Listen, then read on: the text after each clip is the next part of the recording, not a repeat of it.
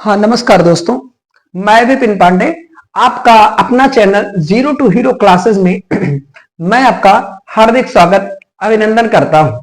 तो मैंने आपको आपके पिछले वीडियो में मैंने आपको बताया था कि आपकी जो वृद्धि संधि होती है वो किस तरीके से होती है, उसमें क्या क्या फैक्ट होता है, किस तरीके से आप उसे पहचानेंगे, ये सब मैंने आपको अच्छे तरीके से समझा दिया था।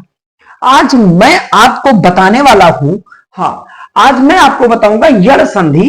यड़ स्वर संधि आप किस प्रकार की होती है, उसे आप किस तरीके से पहचानेंगे और किस तरीके से आप उसका पेपर में आए क्वेश्चन का आंसर टिक करेंगे। तो आज मैं आपको बताऊंगा यड़ स्वर संधि या यड़ संधि। यड़ संधि, हाँ, आज मैं आपको बताने वाला हूं कि यड़ संधि आप किस तरीके से इसे पहचानेंगे और इसके क्वेश्चन को आप किस तरीके से हल करेंगे। हाँ, तो मैं आपको बता दूं कि दो आशावर्ण स्वरों के मेल से होने वाली संधि यड़ स्वर संधि कहलाती है। दो आशावर्ण स्वरों के मेल से होने वाली संधि यड़ संधि कहलाती है। तो पहला फैक्ट इसका यह है कि दो आशावर्ण स्वरों के मेल से, स्वरों के मेल से होने वाली संधि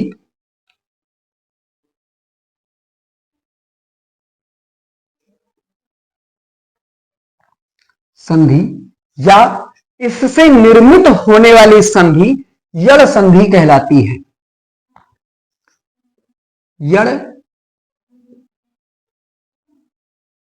संधि कहलाती है। तो मैंने आपको बताया दो आशावर्ण स्वरों के मेल से होने वाली संधि यड़ संधि कहलाती है। अब इसका स्ट्रक्चर किस तरीके से होता है ये मैं आपको समझाने वाला हूं। तो इसका स्ट्रक्चर भी कुछ इस प्रकार से है, मैं आपको बताता हूं। यह आपका वेरी इंपॉर्टेंट फैक्ट है। हाँ, मैं बताऊंगा कि छोटी ई या बड़ी ई के बाद, अर्थात छोटी ई या बड़ी ई के बाद, छोटी ई या बड़ी ई को छोड़कर अन्य कोई अगर स्वर आता है, छोटी ई या बड़ी ई को छोड़कर छोटी ई या बड़ी ई के साथ में अन्य कोई अगर स्वर आता है तो दोनों मिलकर या का निर्माण करते हैं। मैंने आपको बताया, मैं लिखता हूं कि छोटी ई या बड़ी ई के पश्चात, के पश्चात छोटी ई या बड़ी ई को छोड़कर, छोटी ई या बड़ी ई को छोड़कर छोड़कर अन्य कोई स्वर अगर आता है, अन्य कोई भी स्वर आए, कोई भी स्वर आए तो दोनों मिलकर या का निर्माण करते हैं। तो दोनों मिलकर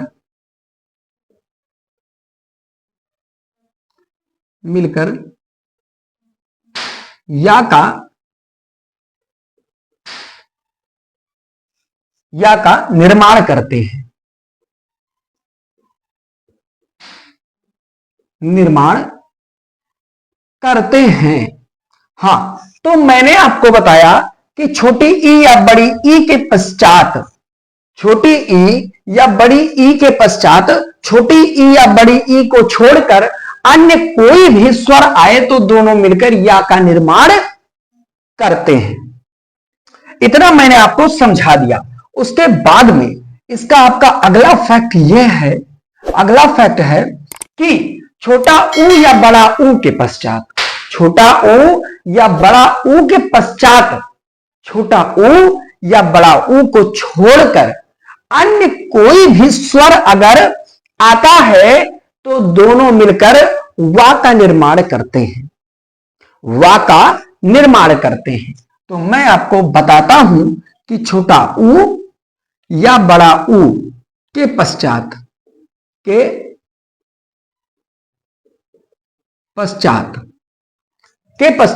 छोटा ऊ या बड़ा ऊ को छोड़कर, बड़ा ऊ को छोड़कर अन्य कोई भी स्वर आता है, अन्य कोई भी स्वर आता है, अन्य कोई भी स्वर आता है, स्वर आता है, आता है तो दोनों मिलकर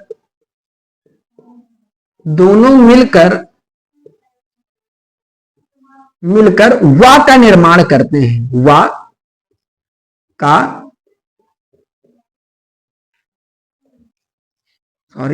वा का निर्माण करते हैं, निर्माण करते हैं। हाँ, मैंने आपको बताया कि छोटा ऊ या बड़ा ऊ के पश्चात, छोटा ऊ या बड़ा ऊ के पश्चात छोटा ऊ या बड़ा ऊ को छोड़कर, छोटा ऊ या बड़ा ऊ को छोड़कर अन्य कोई भी स्वर आता है तो दोनों मिलकर वा का निर्माण कर लेते हैं, वा का निर्माण कर लेते हैं। यह आपका यड़ स्वर संधि का स्ट्रक्चर है। जैसे कि मैं उदाहरण से अगर आपको बताऊं तो पहला उदाहरण आपका यद्यपि आता है। एग्जाम्पल मैं बताऊं अगर तो पहला एग्जाम्पल में सबसे इंपॉर्टेंट आपका यद्यपि शब्द आता है। तो यद्यपि पहला है यद्यपि, यद्यपि, हाँ, पहला शब्द आपका आता है यद्यपि। इसका संधि विच्छेद होता है यदि धन अपि, यदि धन अपि। हाँ, इसका संधि विच्छेद होगा यदि धन अपि। तो आप लोग ही बताइए, आप बताइए कि इसमें कौन सी मात्रा है। हाँ सही, छोटी। इसमें कौन सी मात्रा है? कोई मात्रा नहीं है। चलो, छोटा आ है। हाँ, तो मैंने आपको बताया कि छोटी ई या छोटी ई या बड़ी ई के पश्चात छोटी ई या बड़ी ई को छोड़कर अन्य कोई भी स्वर अगर आता है, छोटी ई या बड़ी ई के पश्चात छोटी ई या बड़ी ई को छोड़कर अन्य कोई भी अगर स्वर आता है तो दोनों मिलकर या का सही निर्माण करते हैं। तो इसमें है, यहां से आपका छोटी ई आया, छोटी ई आई प्लस आया, यहां से आपका छोटा आ आया, छोटा आ आया, और दोनों मिलकर या का निर्माण कर लिए, या का निर्माण कर लिए, जो आपका यद्यपि में विद्यमान है। यदि धन अपि, यद्यपि। अब मैं आपको अगर बताऊं तो आपका अगला उदाहरण होता है इत्यादि, इत्यादि। दूसरा है इत्यादि, इत्यादि।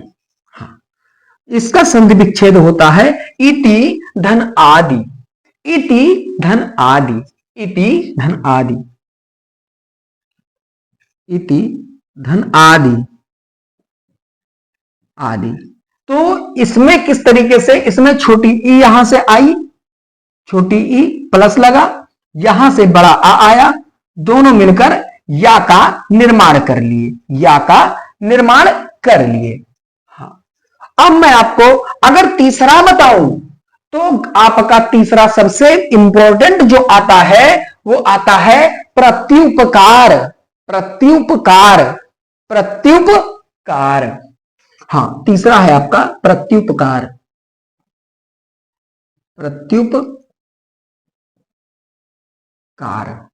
तो प्रत्युपकार का किस तरीके से संधि विच्छेद होगा ये मैं आपको बताता हूं, आप देखिएगा। प्रति धन उपकार, प्रति धन उपकार, उपकार, ये आपका दोनों मिलकर प्रत्युपकार हो जाते हैं।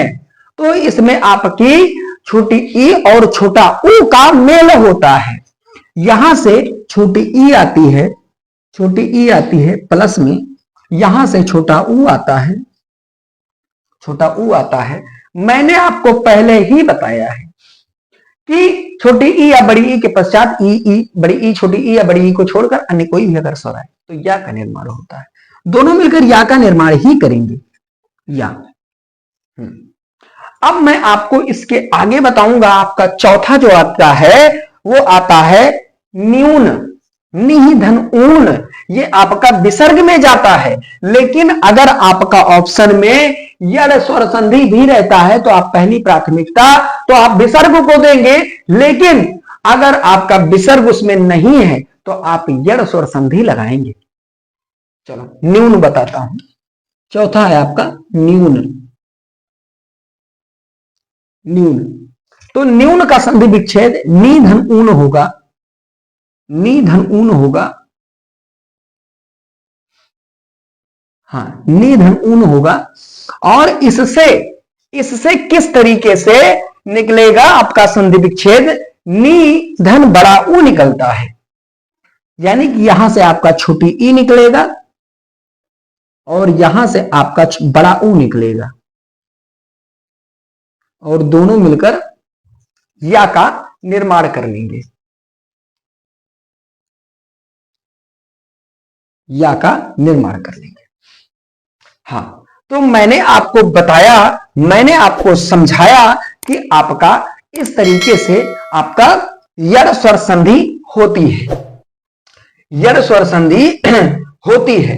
अब मैं आपको कुछ आपको जिस तरीके से होमवर्क होता है वो देता हूं। आप कमेंट बॉक्स में बताइएगा कि इसका संधि विच्छेद किस तरीके से होगा। तो उसका है, पहला है प्रत्येक, दूसरा है नद्यार्पण। पहला है प्रत्येक,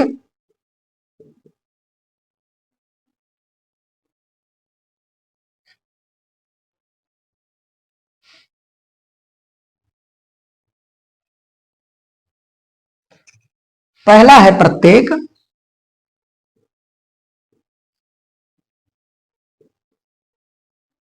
दूसरा है नद्यार्पण,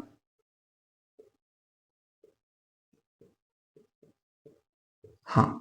मैंने आपको बताया है कि आपके ये दो आपके होमवर्क के रूप में रहेंगे, और आपका दिव्यागमन, हाँ, एक आपका मैं लिख देता हूं दिव्यागमन।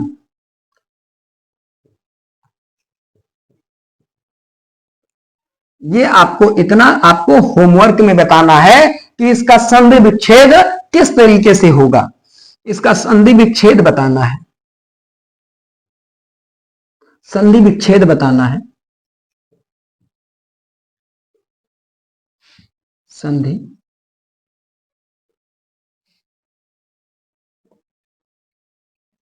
संधि विच्छेद बताना है।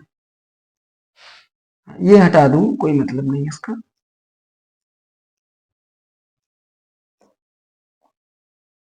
आपको इतने तीन शब्दों का संधि विच्छेद बताना है। आप इसका आंसर कमेंट बॉक्स में जरूर बताइएगा। तो मेरे प्यारे भाइयों, मैंने आपको आज यड़ स्वर संधि समझाया, और मैंने आपको बताया कि किस तरीके से आपकी यड़ स्वर संधि होती है, और आप इसे किस तरीके से पहचानेंगे, और आप इन्हें किस तरीके से अपने पेपर में सही आंसर देंगे। तो मैंने आज आपको इतना बताया। मैं आपको अगले वीडियो में अगला फैक्ट, जो आपका अगला स्वर संधि का प्रकार होता है, वो बताऊंगा। ऐसे धीरे धीरे मैं आपके सारे जो आपके पॉइंट होते हैं या संधि से या किसी अन्य टॉपिक से, वो सब मैं आपको क्लियर करते बताता हुआ चलूंगा। तो मेरे प्यारे भाइयों, आप इस वीडियो को अपने भाई बंधुओं और यार दोस्तों तक जरूर पहुंचाएं, और अगर आपको ये वीडियो पसंद आता है तो आप इस वीडियो को लाइक शेयर सब्सक्राइब करना बिल्कुल ना भूलें। मैं आपसे मिलूंगा अगले वीडियो में, तब तक के लिए धन्यवाद।